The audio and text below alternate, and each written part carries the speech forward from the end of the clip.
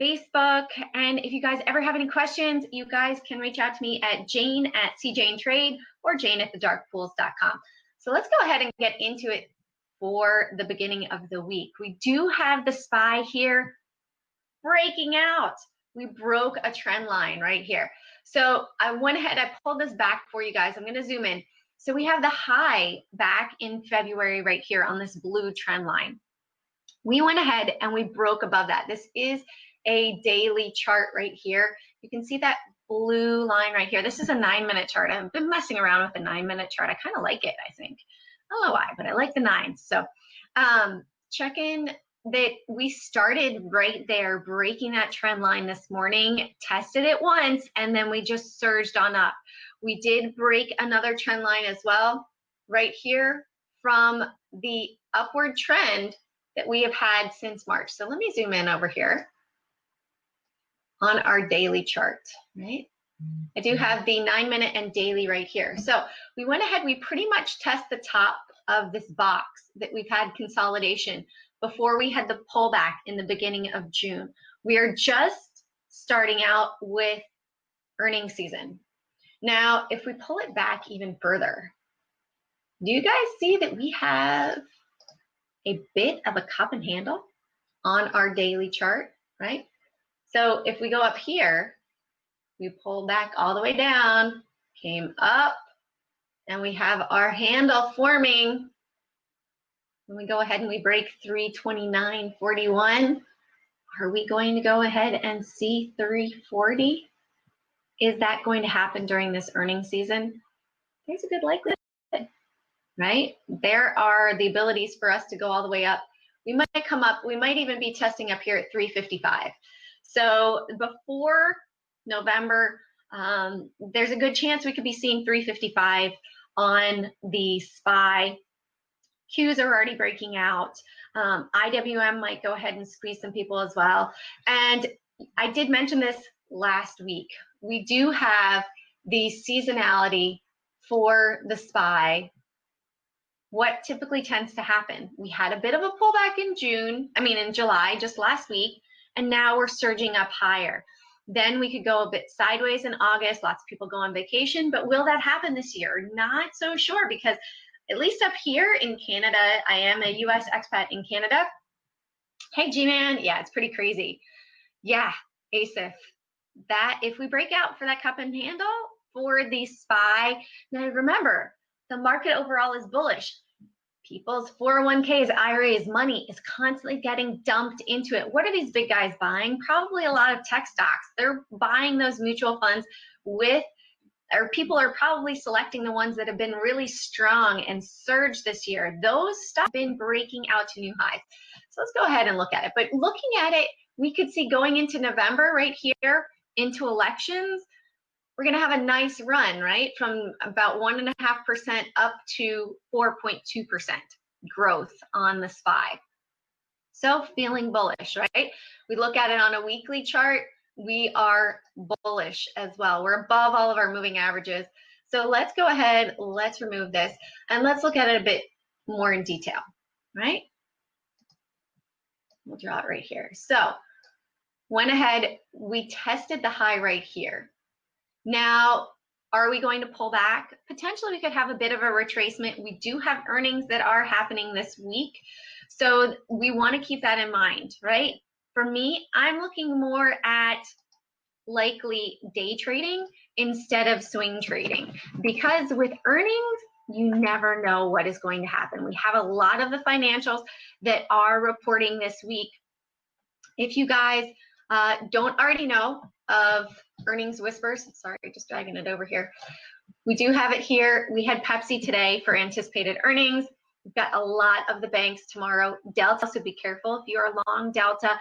To me, I prefer to get out and go ahead and trade after. You never know what's going to happen. They might say, yes, we've had a lot of great sales, but are those rebookings? Or they might say a lot of bookings, like we were talking about it in trading room. Hey, there are a lot of bookings on the cruise ships. Are those rebookings though, or are those brand new bookings? How are they fudging the lines and how are they fudging the numbers to make it look like potentially everything is okay? Honestly, this is the first time in history that the entire economy was really shut down for a good period of time, except for essential needs like hospitals, you know, police, firemen, all that sorts of stuff. So ASIF, that's why I do not predict earnings based on previous reports. I will go ahead and stand on the sidelines. Everything comes out. How's the market reacting? Does the market like it or does the market not like it, right? So don't try to guess. The big guys already have their positions laid. We have seen lots of dark pool activity in the past couple of weeks. So be prepared for fireworks to come ahead. We are going to go ahead and see some crazy activity. Now, based on 20-year history, that's bullish. Also, put yourselves into, this is really funny, it's making me laugh. Put yourself into shoes of Trump. What does Trump want to see happen to the market? He'd like to go ahead and have it be super strong, hitting highs for his promotion, for himself, for going into the election, right? He's all about self-promotion. Look at what I've done for the market. Look at what I've done for the country. Look at all this. I've created this many jobs. I've created new highs in the market. Well, likely he's going to concentrate on keeping it higher. Not saying definitely. I'm not a politician. You know, I grew up in Washington, D.C. I hate politics. But if you got to look at the edge that he wants to go ahead and have, how many rallies are people able to really go to? You know, are they able to really hold the rallies right now in certain states? No. Are those states swing states that could really affect the elections? Florida for sure, right? Florida and Ohio, go ahead and think about the big picture at the same time. He really wants to go ahead and see the market hit new highs so he can go ahead and use that as self-promotion. Now at the end of, or right after the election, hey, reportedly over the past 20 years, there's been a pullback. So we could very well see nice big run up into the elections and then a pullback from here. Right now, when we look at that daily chart, yes, we broke this trend line from the past two highs from this year. That's going to be fairly bullish. Do we have super high volume? Not at the moment, right? Could we pull back to 318.11? Yeah, for sure. We could easily pull back below and then they're going to go ahead and surge and take it higher right here. When we look at Apple, right?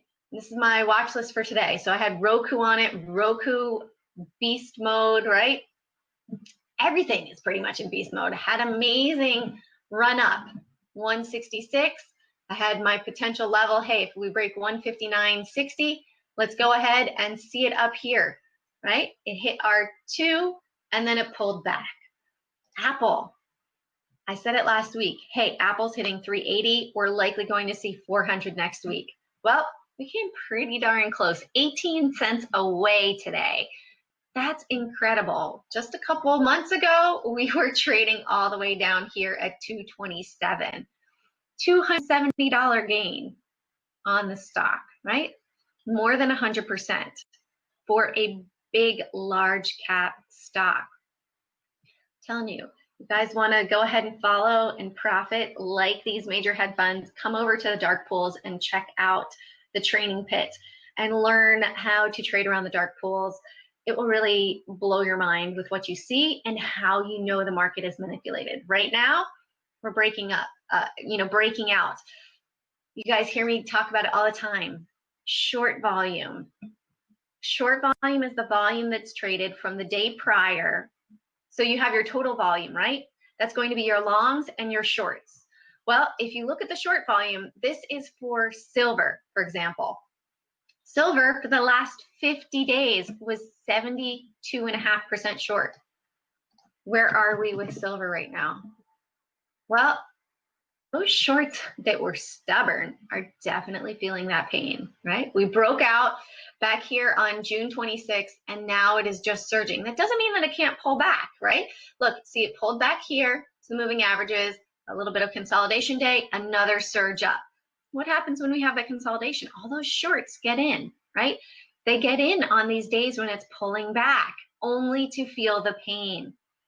We're talking 50 days, right, of people, 72% was short. That means 24% of the volume was buying. So 24% of all this volume here was buying volume. The rest of it is shorts. What number in your mind is potentially going to be the number at which they are going to go ahead and say, I'm willing to go ahead and cut my loss. I'm going to go ahead and cover here. I mean, in my opinion, we've hit the 18 mark. We're likely looking at 20, right? And then 25 after that, potentially, maybe 22. But when we look back on our 5-year here, we hit 1835. Let's put a nice alert there. We're going to be breaking out higher. And we're going to see, look, those that bought way down here, beginning of March, already up almost 100% as well. So these short volumes, Asif is asking, what's the difference between short squeeze and short volume? Okay, short squeeze is caused by the shorts having the desire or need to cover, right? So shorting the market, you're selling to go ahead and make money when a stock drops to the downside. Well, if it goes up against you, you're losing and you have to buy. Now, theoretically, if you buy a stock and you go long, your maximum loss is if that stock goes to zero. However, money is always being pumped into the market, right? So if you're in one that's continually going up, it's not likely to go down very quickly. Now, if you go short, anticipating a stock to drop, then your maximum potential gain is if it goes to zero, right? So if it's trading at $100, the max gain you could get per share is $100. But if that stock goes to 120, your loss there is negative $20 per share.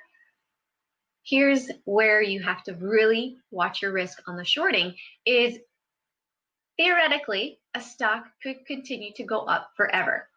Tesla, as I mentioned, Tesla went from being down at 170 to now 1,000% that, right?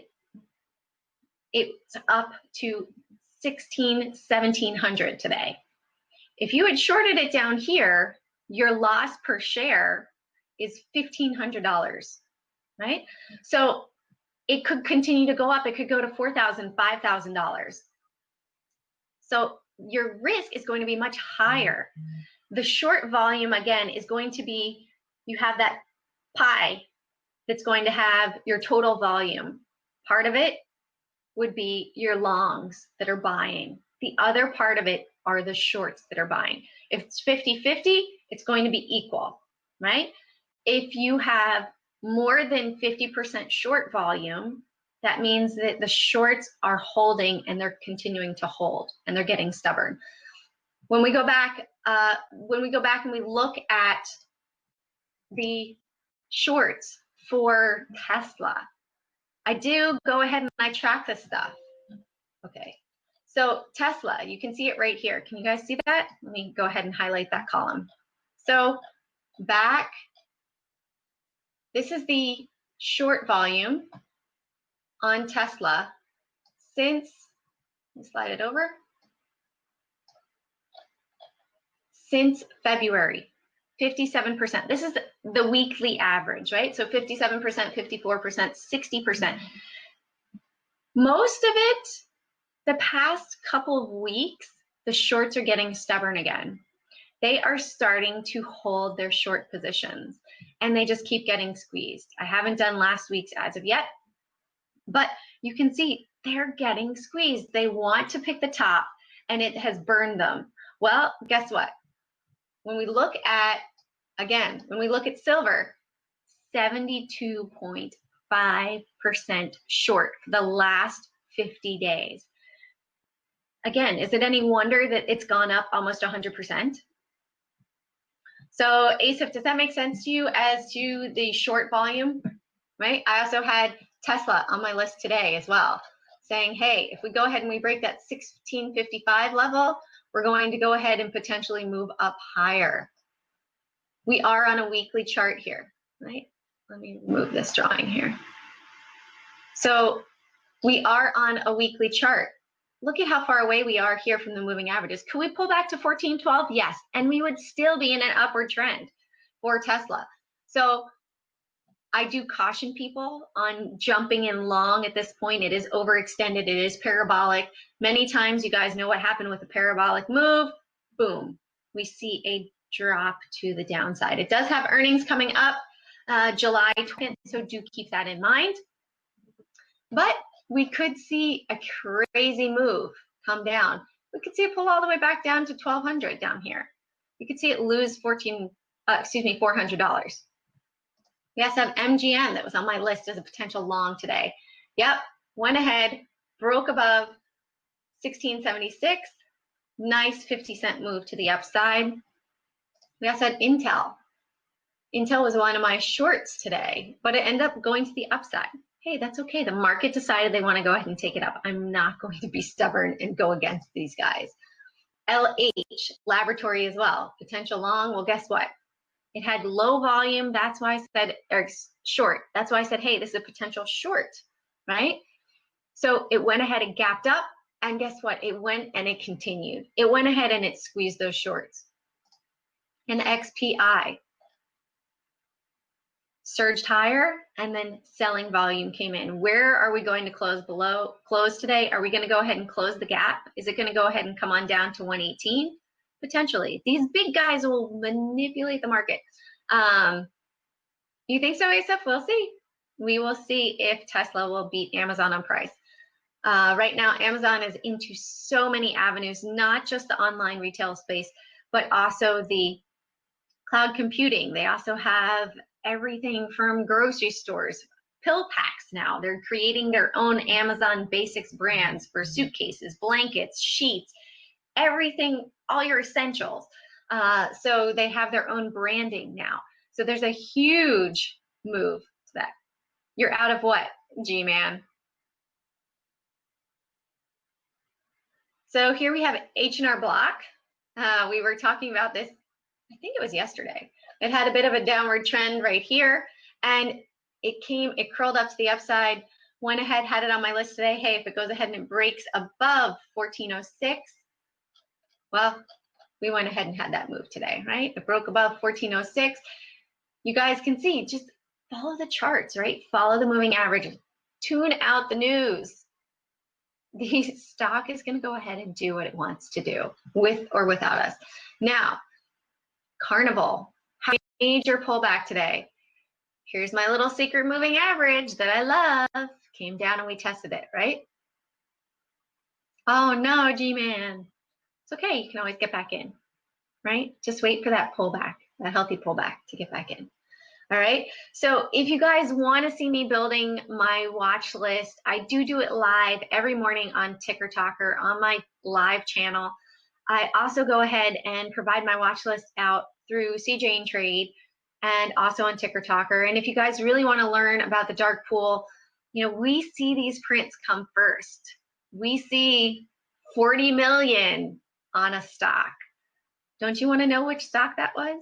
Well, you can come on and check it out at thedarkpools.com, because we know that there's going to be a major move when there's 40 million shares of a stock that has been traded in the dark pool. We don't know which way, but we see the prints before the news come out. Alicia, for Apple, for earnings. Well, Apple was tied a lot to China, right? We went ahead, we have, for some reason I have a trend line over here and not over here. Let's look at it on the daily on this chart and see where that trend line came from. So that trend line is from the bottom down here, much like the one on the SPY. No, it's this one right here. Zoom in a little bit. So this one is from, if I click on it, it will show me where I drew it. So the bottom's here and here. So where it sort of went parabolic, in June, we had that trend line. We were riding it to the upside. And then, no, not 14 million, 40 million, Asaph. We saw 40 million on a stock. You got to come and check it out at the trading pit at the dark pools. right? So we broke above that right here. And right now, that was acting as resistance for the past couple weeks. We're up above it, much like we had that trend line on the SPY as well. So Apple, where are we going to go from here? Well, we could definitely have a bit of a pullback, right? Look, it came all the way back down here to the 15 EMA, which is also close to this trend line. So we might see a bit of a pullback to the 370 area. It would still be in an upward trend, right? It'd still be in that upward movement. So if you guys miss out, it doesn't mean don't necessarily buy into these strong stocks. It's wait for that pullback and that buying opportunity. What happened when we surged up here? It pulled back for roughly 4 days. What happened when we were up here? Pulled back for 4 days, right? And then there was the buying opportunity. We're way up here. We're above the averages. Hey, are we going to pull back? 1, 2, 3, 4. We might pull back maybe to the 380 mark, right? Maybe that's where we're going to be, right at that 15 EMA. Or maybe it's going to pull back 4 days away, right up here around, 381. Don't know for sure. The market will tell us. But with earnings, Alicia, I'm not going to say one way or the other whether it's going to be bullish or bearish. Trade it up into earnings and then trade it after. Which one? FedEx? We were talking about FedEx yesterday. So FedEx is right here at 425, broke above, and where did it go from there? We're actually below it, Julio. It is right here at 159.31. Remember, the middle of the day, they can manipulate it and do whatever they want. So again, we're right here sort of at that apex. Are they going to buy? Check out the volume, Julio. The volume right here is really low, right? Here's our biggest volume right here, and it's held below that moving average the entire time. So we'll see. Remember when we look back, yes, it got rejected, right? Spiked up, sold off. Okay, we'll do a little short-term trend line here, right up here to right here. Come on, draw for me here, computer. We're hitting that trend line again. Are they going to sell it off here further? Or is it going to break out from there and we're going to have volume? Oh, look at that. Did you just sell there, Julio? I know that was you. You just sold right there. You just sold right on that trend line, right as I said that. Now, guys, if you don't know, we were looking at FedEx and we were saying, hey, what happened every time that we had this pullback? We had roughly 30%, which would bring us back down. I think it was roughly 110 was what we were talking about. And the last time it was hitting this EMA, then it was right back here, back in November, December of 2018. We were hovering there. How many days? Let's go ahead and see. Let's measure it right here. This way. How long did it hang out? It hung out there for 30 days. So, Julio, be patient. It was 30 days last time that it was hanging around here. Don't jump in too early or else buy yourself time, right? If you're going into options. So how many days have we been hanging out right here? We started here right after earnings. And we're at 19 days, 18 days. Is that right? 11 bars. 1, 2, 3, yeah. So 11 trading days, but 18 actual days. So potentially give it 12 more days. Let's see. The 13th, 25th, maybe the 27th, Julio, we're going to see it taking a dive. We'll see. Seems like they took it sideways for 30 days last time when it was hanging out here. They laid on a big position. So maybe that's going to be an indication of the market. The market did the same thing at the same time that FedEx tanked, right? Yeah, 12, but that was actually 12 physical days, not trading days. So that's why I say the 25th. Maybe it'll be the 24th. 24th or 27th, we might see a big movement here on it. So be patient, right? Looks like maybe they're laying their foundation, right? So are there any stocks you guys want to check out other than my watch list? We'll go ahead and look at some stocks. If you guys don't have any stocks, yes, they are. And if you didn't have this moving average, right, Julio, you would say, hey, it's just hanging out here. It looks like it's going to break out to the upside. I need to go ahead and get in. This is going to break out. It's going to squeeze. Having that moving average can help you, right? For sure. Because algorithms like it. All right, guys.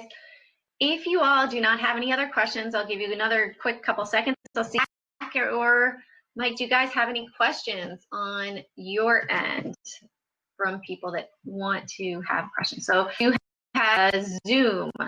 We've got Jacob asking about Zoom. All right. So Zoom, Jacob, are you thinking like longer term swing? Right now we're going into earnings. What happened? This really surged over the last quarter. Is that going to go ahead and have the amazing growth built into the price? Potentially. Potentially, we're going to see this pull back because it's already had that big move. Now, where could it pull back? It's pulled back to the 50 simple moving average fairly nicely in the past. So could we see it come back down to 210? Yes. This is still plenty of time away, though. That's all the way in September. So looking at it, potential new entries down here around 250, in my opinion. It's also been holding and riding these moving averages up. So, you know, maybe potential profit taking at 267 on 75% of your position. If it starts to break down below 265 right here, because it might be pulling back further and you could go ahead and add. But if you hold on to that last 25%, you never know what's going to happen.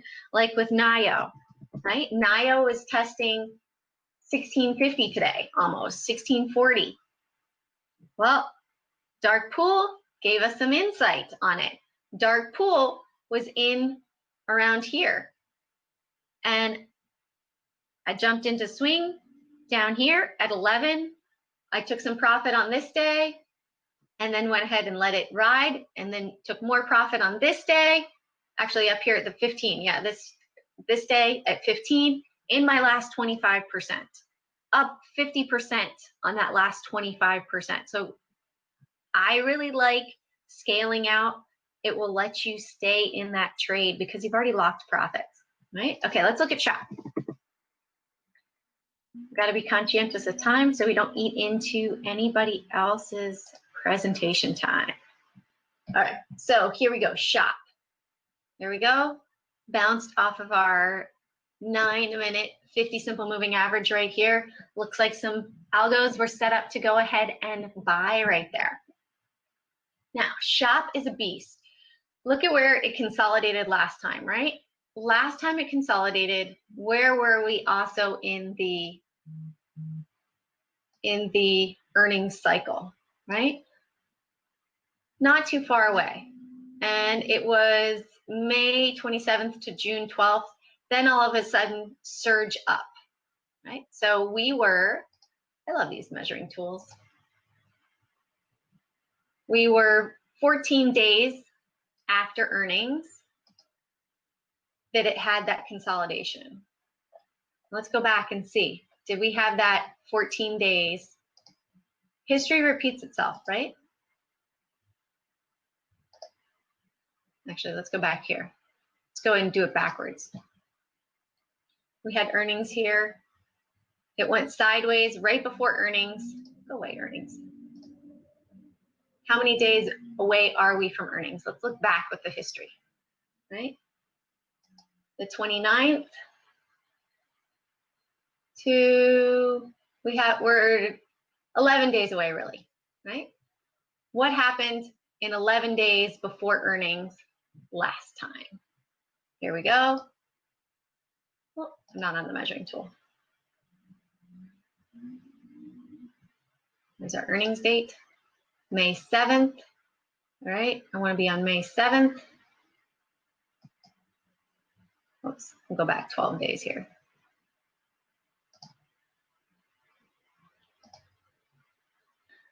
Yeah, but at the same time, you know what? The market is irrational.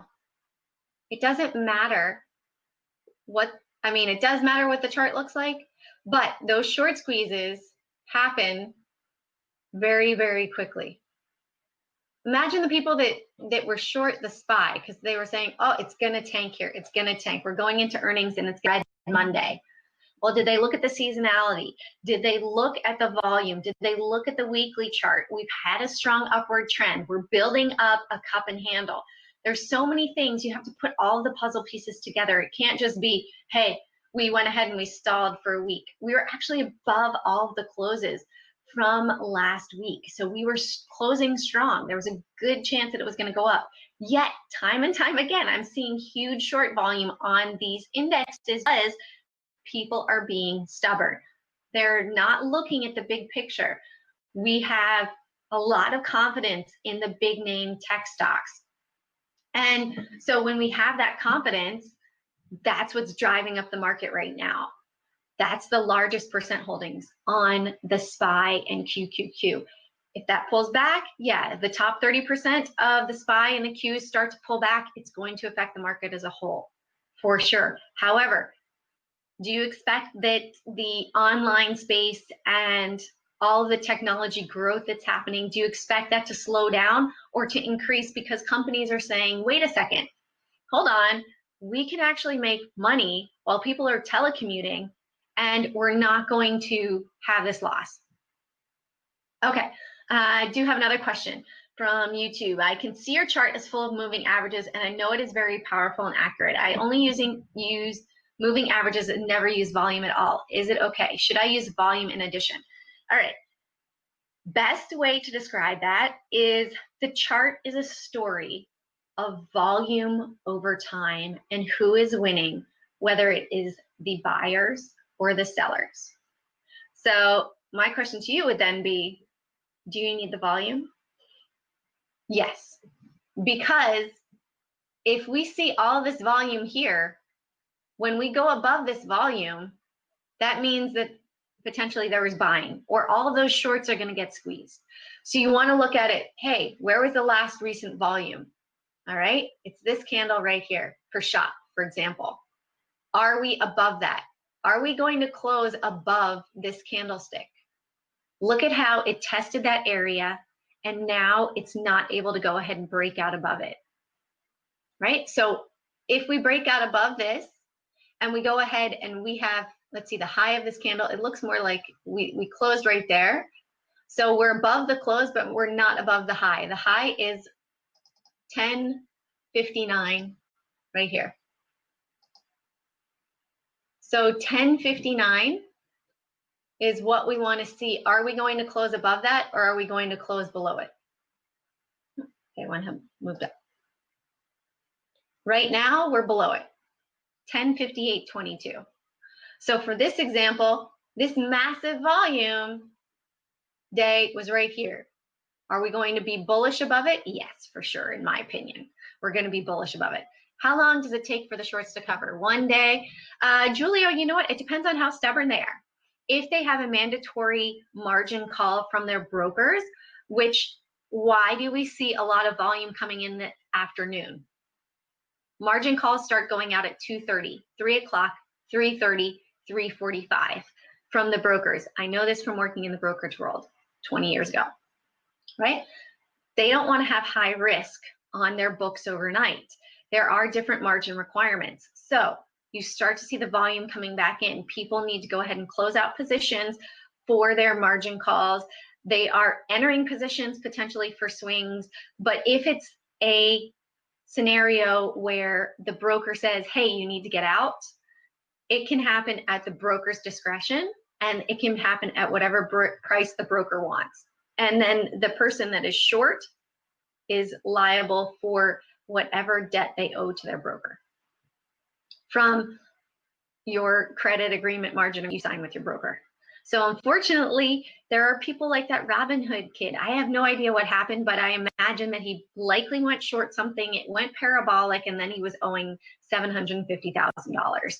And that's not a scenario that anybody wants to be in. So be careful and be cautious, right? Know what you're trading, educate yourself. If you're in a low float stock, be very cautious shorting it. Get out if it goes against you, in my opinion, because it can really, really hurt you. So the shorts could be super stubborn, like that Tesla hedge fund that was trading it from the 200s and then finally called it quits at 750. They lost all of their equity in their hedge fund going short Tesla. So it's not going to be a 1 day or a 5 day. It's if they're at that threshold with their credit that's fully extended on their margin, that's when the max that they would go ahead and hold it. All right, guys, I'm going to go ahead and wrap it up for today. If you guys want some more cool education like this, join me every Monday and Friday at 1 o'clock for Ticker Talker TV, 1:30 on Sundays for my watch list, and then check out my other videos on YouTube as well. And shoot me an email if you have any other questions, and come join the training pit. We would love to see you there, and we would love to help you profit. Have a great afternoon, everyone. Bye.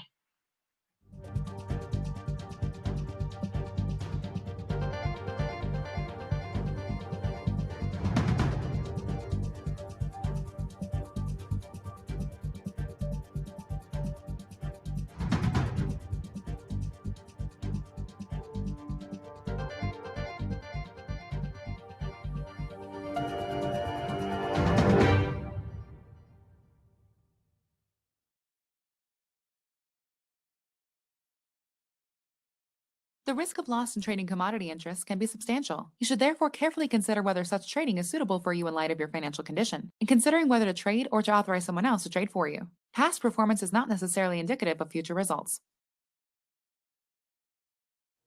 The Ticker Talker app brings the powerful trading technology tools of the Ticker Talker desktop platform into the hands of its users who are on the go. Ticker Talker connects novice and advanced traders with industry leaders who are providing real-time trading content throughout market hours every single day. The Ticker Talker app allows traders